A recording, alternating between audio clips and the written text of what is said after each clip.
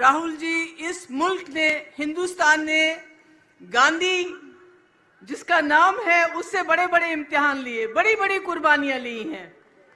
चाहे वो महात्मा गांधी जी हो जिन्होंने आज़ादी की लड़ाई लड़ने के बाद इस मुल्क की आत्मा को बचाने के लिए अपनी जान दी, चाहे आपकी दादी इंदिरा जी हो जिसने इस मुल्क के लिए आखिरी कतरा खून का दिया, चाहे आपके पिताजी राजीव गांधी जी हो जिन्होंने इस मुल्क को अपने खून से सींचा।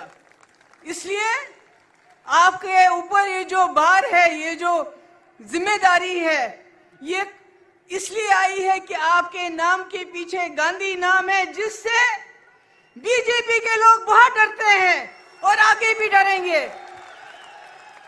आज मैं देख रही हूं यहाँ हम अलग अलग सोच, अलग अलग विचार के लोग जमा हो गए हैं।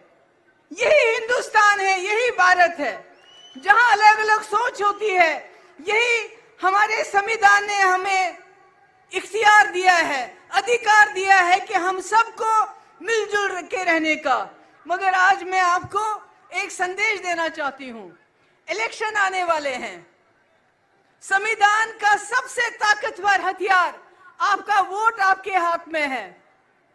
आपने एक वक्त था सबसे प्रिय प्रधानमंत्री जो मेरी नजर में थी, इंदिरा जी को, जिसने 10 साल की उम्र में आजादी की लड़ाई लड़ी, जिसने बांग्लादेश को आजाद किया, जिसने अपना आखिरी कतरा खून का इस भारत के लिए दिया, उसको भी अपने वोट से आपने बाहर कर दिया। आपने 2014 में मोदी जी को चुना जिन्होंने कहा सबका साथ, सबका विकास, सबका विश्वास, जिन्होंने कहा मैं हर साल 2 करोड़ नौकरियां दूंगा, जिन्होंने कहा 15 लाख रुपए जमा करूंगा तुम्हारे खाते में, जिन्होंने कहा कांग्रेस 450 रुपए में गैस सिलेंडर देती है, मैं 400 में दूंगा, जिन्होंने कहा औरतों के साथ ज्यादती हो रही है, मैं उनकी रक्षा करूंगा, और आपने वोट दे दिए। मगर 2019 में उन्होंने कुछ भी ऐसा काम नहीं किया और पुलवामा के शहीदों के नाम वोट मांगे, उन शहीदों के नाम जिनके लिए सतपाल मलिक साहब कहते हैं कि उनको उनकी लापरवाही की वजह से शहीद होना पड़ा। आपने फिर वोट दिए और आज 10 साल के बाद मोदी जी न 10 करोड़ नौकरियां, न 15 लाख जमा, न औरतों की सुरक्षा, न किसानों की डबल आयु, न एमएसपी, कुछ भी नहीं। मगर आप कहते हैं 400 पार। ये 400 पार क्यों करना चाहते हैं? आप मेरी बात सुनिए, क्योंकि ये संविधान को बदलना चाहते हैं, आपके हाथ में से आपका वोट छीनना चाहते हैं, ताकि जिस वक्त आप लोग जाग जाओ, आप इनको बाहर करना चाहो, आपके वोट में वो ताकत नहीं रहेगी। हम ऐसे हो जाएंगे जैसे चीन में वो किसी को भी वोट डालते हैं, चुना एक आदमी जाता है, एक जमात चुनी जाती है। जैसे प्यूटन रशिया में चुना जाता है। मोदी जी इस मुल्क को ऐसा ही बनाना चाहते हैं कि आपके वोट को, अगर आपने इस इलेक्शन में सोच समझ के वोट नहीं डाला तो आपके वोट की कोई ताकत नहीं रही। मैं जम्मू कश्मीर से आती हूँ, वहां संविधान खत्म है। चाहे जम्मू हो, कश्मीर हो, लद्दाख हो, आप आते हैं टूरिस्ट बन के, देखते हैं सब ठीक है, कुछ ठीक नहीं है। आप ले चले जाइए, वहां हजारों के लोग सड़कों पे मिलेंगे, मगर कश्मीर में कोई सड़क पे नहीं आता है। अगर आता है उसको जेल में डालते हैं। खुदा के लिए जो हाल हमारा है वो हाल आपका भी हो जाएगा अगर आप इस इलेक्शन में सोच समझ के वोट नहीं डालेंगे, संविधान को बचाने के लिए वोट नहीं डालेंगे, इंडिया अलायंस को सामने लाने के लिए वोट नहीं डालेंगे। राहुल जी की कुर्बानियां, इनके खानदान की, इनकी फैमिली की कुर्बानियां, अगर आप उनको बचाने के लिए वोट नहीं डालेंगे तो आप भी नहीं बचेंगे। मैं आप सबकी बहुत शुक्रगुजार हूं। मुझे बताया गया 5 मिनट में बात खत्म करनी है। राहुल जी, इस मुल्क ने, हिंदुस्तान ने गांधी जिसका नाम है उससे बड़े बड़े इम्तिहान लिए, बड़ी बड़ी कुर्बानियां ली हैं।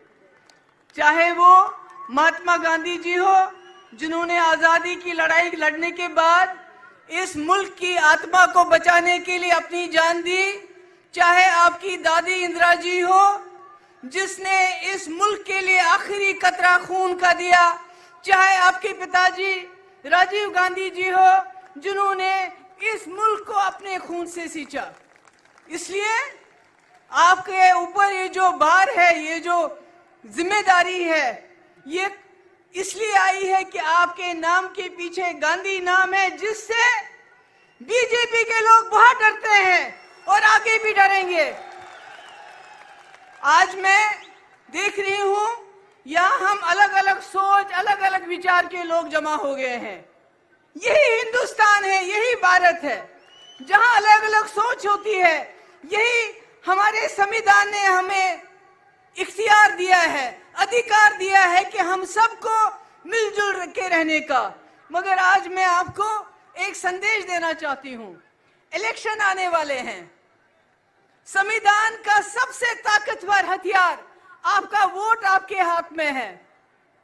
आपने एक वक्त था सबसे प्रिय प्रधानमंत्री जो मेरी नजर में थी, इंदिरा जी को, जिसने 10 साल की उम्र में आजादी की लड़ाई लड़ी, जिसने बांग्लादेश को आजाद किया, जिसने अपना आखिरी कतरा खून का इस भारत के लिए दिया, उसको भी अपने वोट से आपने बाहर कर दिया।